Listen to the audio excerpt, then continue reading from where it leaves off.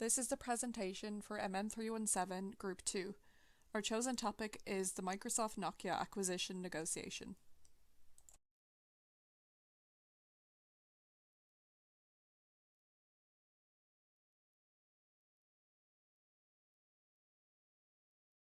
Hi.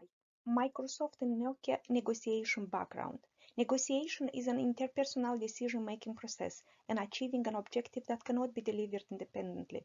Before entering any negotiations, parties need to inform themselves of other parties' culture, values, norms, laws that could impact the future outcome. Microsoft and Nokia both have different culture and their approach to negotiations differs.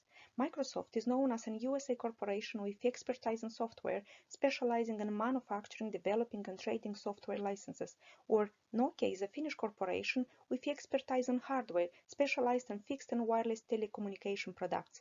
Nokia is known as managing a strong supply chain and distribution network, but lacked an ecosystem and operation system, facing significant competition in mobile world by Apple and Samsung. Both parties shared interest in negotiations. Microsoft was looking to reach a new market with a new product through diversification by adopting a mobile device handset business, while Nokia was interested in a divestiture strategy for its business. Microsoft initiated the acquisition discussions in 2011 and reached the impasse of pricing of handset business multiple times. As negotiation continued for 2 years, the effectiveness of negotiation decreased, so did the value of Nokia share. Negotiations were reinforced and continued till September 2013 when Microsoft announced an agreement between the two parties with an acquisition of Nokia handset business for $7.2 billion. Preparation for the negotiation between Microsoft and Nokia began in 2012 with Nokia focusing on building a strategic plan for Microsoft to purchase Nokia's devices and services business, as well as license the company's patents. This was requested by Nokia's board of directors as they aimed for a strategic transaction involving Microsoft acquiring Nokia's mobile phones business units and additionally all Nokia devices and services related production facilities. Nokia opted to manage and direct its own company as well as retain its patent portfolio. In 2013, Nokia strengthened their BATNA and declined Microsoft's first offer. While Microsoft did not use their BATNA, they leveraged their strong financial position and offered Nokia €1.5 billion in terms of financing and promised to invest in Nokia's new data center. While initial talks were unsuccessful, Nokia agreed to meet with Microsoft once more under formal conditions and abide by the preconditions of the previous talks. The Microsoft and Nokia negotiation was an integrative type of negotiation, which was attempted by the distributive approach at first but failed and caused an impasse. Integrative negotiations are a win-win type of negotiation, where both parties benefit from the negotiation. This type of negotiation may need compromise in order to meet middle grounds between the two parties. This can be achieved by bringing multiple issues into the negotiation and not haggling over a single issue.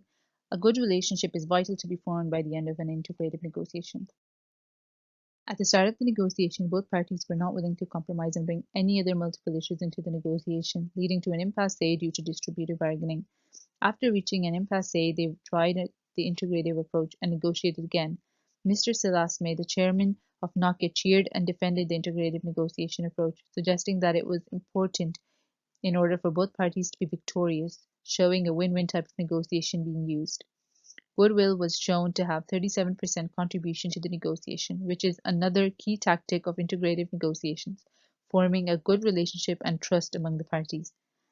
Both parties ended up receiving something of great benefit. Microsoft acquired Nokia's mobile phones, smart devices, and all related production facilities, sales and marketing teams also. Nokia received a €5.44 billion settlement deal and also transferred 32,000 employees to Microsoft, and also suggestingly had compromise on the mapping services scheme that Nokia provided. In the early stages of the negotiation, Microsoft adopted an individualistic motivational style. The company only focused on the ways to maximize their own gain by getting an opportunity to enter the world of mobile hardware for a low cost. In comparison, Nokia employed a cooperative motivational style, as they were on the verge of bankruptcy and understood that this deal would be beneficial for both parties involved. The difference in negotiation style made it difficult to reach an agreement. After Nokia turned down a subpar offer, an impasse was reached. The two companies began to brainstorm a more extensive collaboration. Eventually, they reached a compromise that both sides were satisfied with. Due to Nokia's rich history in Finland, the acquisition was at a disadvantage from the beginning. The two companies failed to focus on their shared interests rather than their differences. The strategy of fractioning a single issue into multiple issues would have made this problem more solvable. Microsoft failed to respond to the changing environment. The timing of the deal was problematic in hindsight. It was too late for Microsoft to come up with creative solutions to enter the handset industry.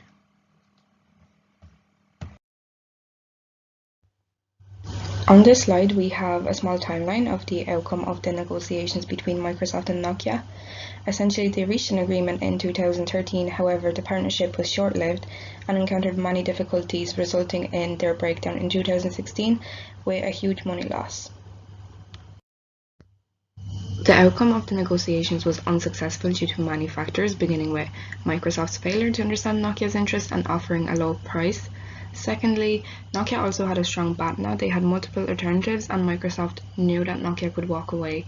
It's also important to note that both companies were struggling at the time and the deal was forced to stay in business, meaning trade-offs were overlooked and undervalued. In summary, multiple experts called the deal a monumental mistake for Microsoft as they suffered a huge loss of billions of dollars. Despite best efforts from both sides, the union was too weak to function. Thousands of employees ended up being laid off and eventually the union broke down.